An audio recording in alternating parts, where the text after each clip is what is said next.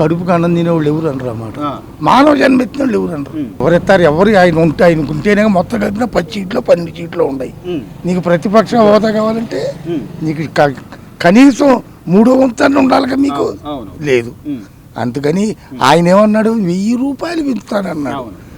ఒక్కసారి 250 కాడికి 4 సంవత్సరాలు పెంచుకుంటూ వచ్చాడు ఆయన. ఈయన 1000 రూపాయలు పెంచుతా అన్నాడు. 1000 రూపాయలు కాక 1000కి తోడు 2000 ఎక్స్ట్రా కలిపేశాడు. ఒక్క మాటలో చెప్పాలంటే జగన్కి లేదు, అయిపోయింది. ఎవరు నమ్మరండి.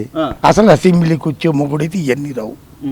ఆయన అసెంబ్లీకి వచ్చి మాట్లాడమను, అసెంబ్లీకి వచ్చి ఆయన మాట్లాడితే ఆయన చెప్పిన 10 మాటల్లో ఒక్క మాట నిజమని కోరవచ్చు. ఆయన జెండా ఎగరేస్తున్నా అంటే జగన్కి ఎవరు వెళ్తారు, ఎవరు వెళ్ళరు, ఎవరు రారు, పాల్స్ అయిపోతానే ఆయన రాల. ఏంటిది చెవట్ల డ్రా ముందు కోసం ఆశపడుతున్నారు తప్పితే ఏమి లేదు. దుంపకాడికి వెళ్ళిన జనం ఎడకి రారు, ఆ 2 చోట్లకి ఎక్కువ వెళ్తారు. లేదు బ్రాంతి సీసాలకు ఆశపడి రావడమే. కావాలంటే 4 ఊళ్ళు పరీక్ష చేసుకో. ఒకవేళ మేము ఎక్కడ ఎక్కువ చంద్రబాబు నాయుడు అభిమానం ఉండాలి మనం చెబుతున్నావేమో, నువ్వు విలేకరవు కాబట్టి 180% మేము చెప్పినట్టు చెబుతారు. మనం మోసపోయి ఆయనకి వేస్తారని ఆయన బాధ. అది ఆ అపోహలో ఉంటారు, ఎవరైనా ఉంటారు. బంగారంలా చేశాడు మా ఊర్లో, దండం పెట్టచ్చు ఆయనకి. బాగుంది సార్ వాళ్ళ పరిపాలన. నేను జగన్మోహన్ రెడ్డి గారు ఉన్నప్పుడు నేను యానిమేటర్గా చేస్తే నన్ను తీసేసారు సార్.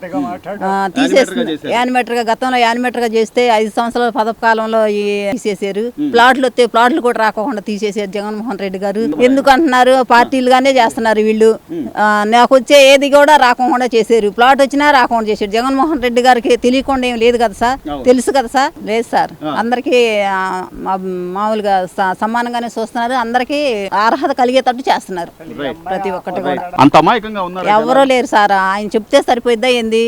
మేము ఇక్కడ పొలిటికల్గా రావాలి కదా, ఆయన చేసిన పనులు మాకు తెలియాలి కదా, తెలిసి మేము తెలుసుకొని వెయ్యాలి కదా. మళ్ళీ ఇక్కడ లేబర్ ఆఫీసులో అక్కడ మాకు పెళ్లిళ్ళు అవుతుంటే చంద్రబాబు నాయుడు గారు మాకు 60,000 రూపాయలు ఉచితంగా ఇచ్చారు పెళ్లి కానుకని.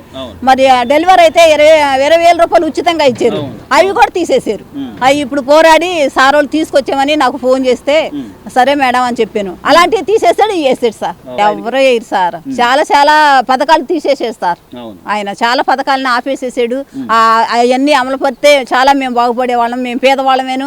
మేము పైకి రావాలంటే కొన్ని వేల పథకాలు ఆపేసాడు. మాకు రావాల్సినవి అభివృద్ధిలోకి మాకు ఇవ్వలేదు సార్.